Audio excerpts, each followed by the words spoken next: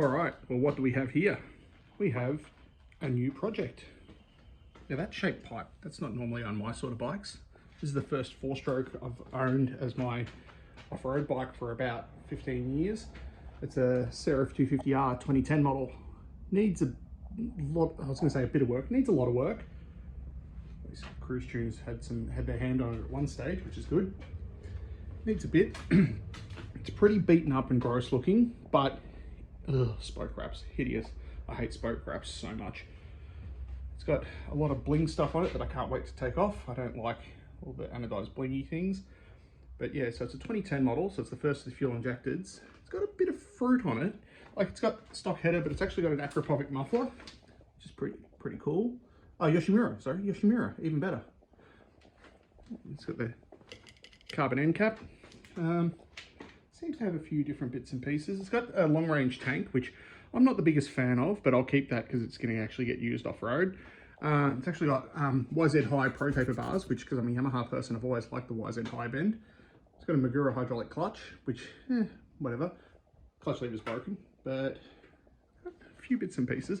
One thing I like about this model is they came standard with, I think it's called HPDS steering damper.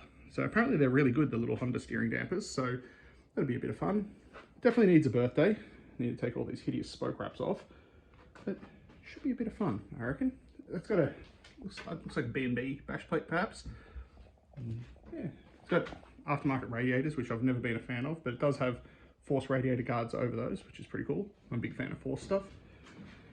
So yeah, this will be an interesting little project, this, so we'll have to see how it goes.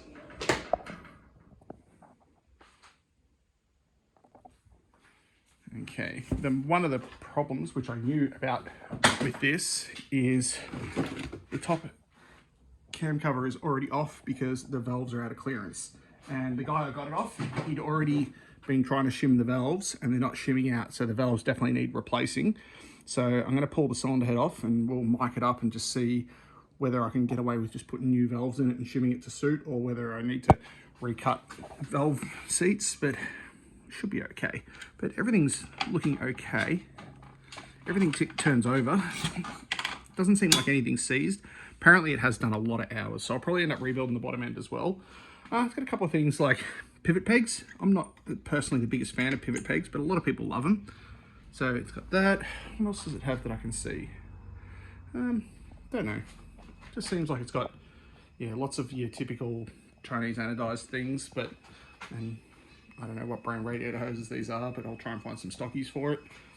But yeah, once I give it a bit of a birthday, it should be pretty good. Fork seals are leaking, but I'll do that.